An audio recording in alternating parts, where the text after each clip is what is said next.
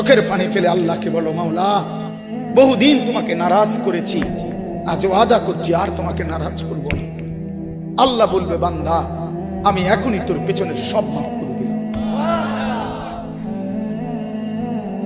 আল্লাহ বলে, বান্দা তুমি যদি রাত্রে আসো আমি রাত্রেই আসবো, তুমি যদি দিনে আসো আমি দিনেই আসবো।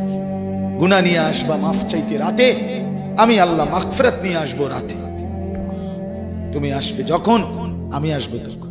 তুমি আসবা এক বিগত, আমি আসবো এক হাত। তুমি আসবা এক হাত, আমি আসবো দুই হাত।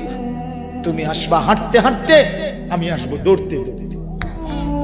আও না বান্দা, আও, দেও সেজদা দাও, গোলামি করো, বন্দেগী করো, আমাকে ডাকে। কেন ভুলে গেলাম? মা গাররাক, মা গাররাক। আল্লাহ বলছে কোরআনে, মা গাররাক। এই মানুষ, এই আমার বান্দা, কেন আমারে ভুলে গেল? কেন ভুলে গেল? আমি কি সৃষ্টি করি নাই? আমি কি অঙ্গ প্রত্যঙ্গ দেই নাই? আমি কি এমন সুন্দর সুঠাম স্বাস্থ্য বানাই নাই? আমি কি এই চমৎকার চেহারার আকৃতি দেই নাই? আমি কি দুইটা চোখ দেই নাই? আমি কি একটা জিহ্বা দেই নাই? আমি কি দুইটা ঠোঁট দেই নাই? আমি কি তোমাকে বানাই নাই?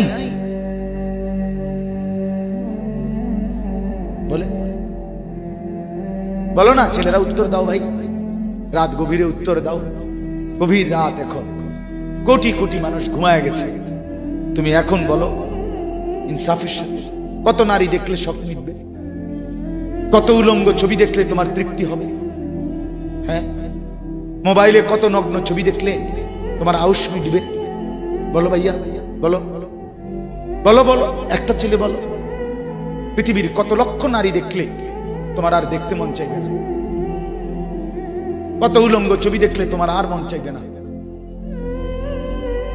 যে মদখোর, যে নেশাখোর, সে তো আটলান্টিক মহাসাগরের ভরা মদ খেলেও তার তৃপ্তি হবে। যে জুয়ারি, সে জুয়া খেলতে খেলতে তার যদি ভিটা মাটি বউ বাচ্চাও দিয়া দেয়, তারপরেও তার জুয়ার নেশা যাবে। যে নারীতে আসক্ত, তার তৃপ্তি হয়। গুনাহ তৃপ্তি দেয় না, নাফরমানি তৃপ্তি দেয়। দুনিয়া একদমই অল্প, একদমই অল্প, একদমই অল্প, একদমই অল্প। আজকে যারা বৃদ্ধ মানুষ, আপনারা ভাবেন আপনি সেই ছোট্ট ছিলেন, আপনি কিশোর হলেন, তরুণ হলেন, যুবক হলেন, আজ অক্ষম দুর্বল বৃদ্ধ হলেন। আর কয়েকদিন, যে কোনো দিন আপনি কবরস্থান। আজকের যুবক ভাই, তুমি ভাবো, তুমি তো প্রথম দিন যুবক ছিলে না, এক ছোট্ট কোলের বাচ্চা ছিলে। আজ তুমি ধীরে ধীরে তোমার সেই শিশুকাল চলে গেল, কিশোর কাল চলে গেল, তরুণ কালও চলে গেল। তাহলে পিছনের এই সময় যেহেতু গেছে, তো ধরে নাও যৌবন কালও চলে যাবে। কোন সন্দেহ, কোন সন্দেহ। বন্ধু আমার, নষ্ট হইও না, নষ্ট হইও না।